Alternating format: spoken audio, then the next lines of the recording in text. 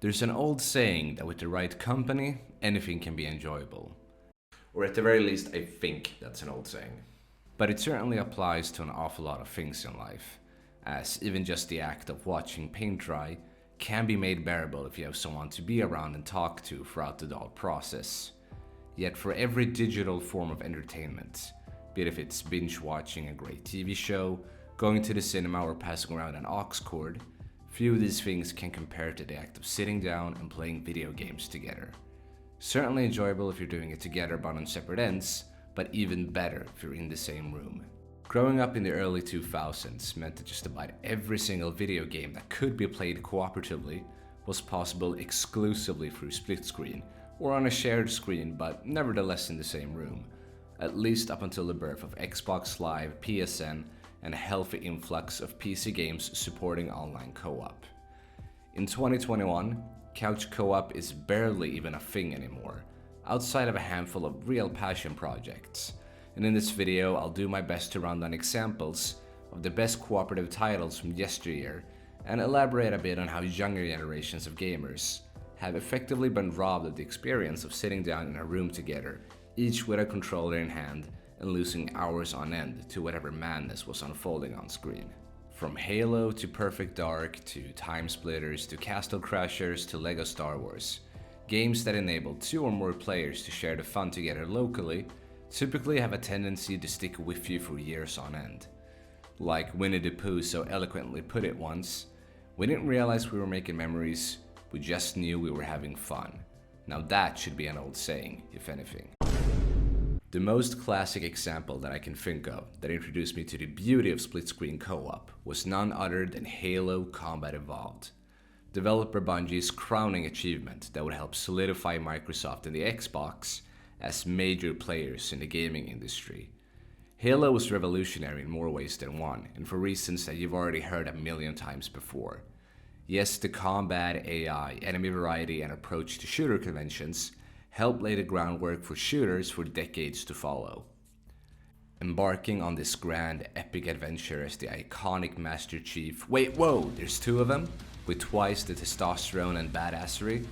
Technically, having this co-op mode in Halo makes 0 sense from a lore perspective, but honestly, who cares? Exploring Halo's many unforgettable levels and moments in joyous split-screen co-op, bum-rushing enemies head-on and competing to snag the coolest weapons first, is something that only those who played Halo's co-op back in the day can relate to. Hence why Bungie made this feature a mainstay all throughout their tenure working on the franchise. And with news of the upcoming Halo Infinite bringing split-screen co-op back, when the mode gets released post-launch, one can only hope that similar memories will be forged come 2022, which is also when Halo Infinite's Forge mode will launch as well. Flash forward a few years in time and I'm spoiled with masterful shooter and or action games supporting split-screen co-op. Chief among them the likes of Time Splitters 2 and Gears of War. And in 2010 I had the privilege of experiencing one of the best co-op exclusive campaigns I've ever played in the form of Splinter Cell Conviction, followed almost immediately by the legendary Portal 2. Okay, let's briefly stop here and discuss Portal 2. This is one of those games that I could theoretically replay at any time, on any platform, with anyone, and not put the controller down until the credits roll on the adventures of Peabody and Atlas. What Valve created here with the mind-bending challenge rooms that make out the bulk of this cooperative campaign, that demand strategizing, coordinating, and using any means necessary to get through them, was nothing short of phenomenal. Right to the point where it breaks my heart knowing how many gamers haven't experienced the joy of Portal 2's co-op campaign. The game's brilliant mechanics constantly synergize in a lot of interesting ways that are so fulfilling once they all click into place. And I can't think of any other game that made me and my partner feel simultaneously smart and also really stupid all at once. It begs the question, why haven't more developers elaborated on the concept of making multiplayer puzzle games when pretty much everybody who sat down with a friend, sibling, parent, or partner and played Portal 2's cooperative mode collectively decided that it was one of the greatest experiences of any game, well, ever? Valve, please give Peabody and Atlas their own sequel at some point, because we all know it will sell like hotcakes. Another co-op centric game that was fully playable locally that I also want to shed some light on is, in my humble opinion, the best Xbox Live arcade game to ever see the light of day, namely Castle Crashers. A classic beat 'em up infused with light role-playing elements, complete with memorable levels, wacky boss fights, an incredible art style and soundtrack, and a super accessible control scheme.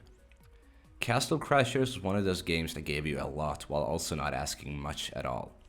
It was super affordable with a lengthy adventure mode and some bonus modes included for good measure as well. But more importantly, the game was so easy to pick up and play and so intoxicating that I remember burning through all the game had to offer with 2 friends on my couch over the course of a single weekend. Castle Crashers was pure, unrelenting fun that encapsulated the glory days of 2D side-scrolling beat-em-ups to near perfection, with some great sense of humor to boot. It was pure chaos ad nauseum, and a game that I'm intensely sentimental about to this day. I mean, who wouldn't be? You could literally eat buff sandwiches in the game that turned you and your homies into absolute giga-chads. And the boss battles were some of the most unique and creative I've ever stumbled upon in a game. If there was any excuse to grab a hold of some Microsoft points back in the day and pull all-nighters to an arcade game, then Castle Crashers was that excuse and then some. So, what do all these games that I mentioned have in common outside of supporting local co-op to some extent? Well, it's the fact that they're old, like alarmingly old. And whereas today's youth will look back in 10 to 15 years on slide cancelling in Warzone, while yelling callouts in Discord with a sense of fondness and nostalgia, I'd like to leave y'all with the sentiment that for as easy as it is to play games with your friends nowadays, especially in the golden age of cross-platform support, the couch environment will forever and always stand the test of time, to the point where I deem it not preferably, but mandatory that future games we'll see during this console generation support local co-op. It was appreciated 20 years ago, and it's sorely missed in 2021. Take note, developers, you know what we want. Thank you for watching.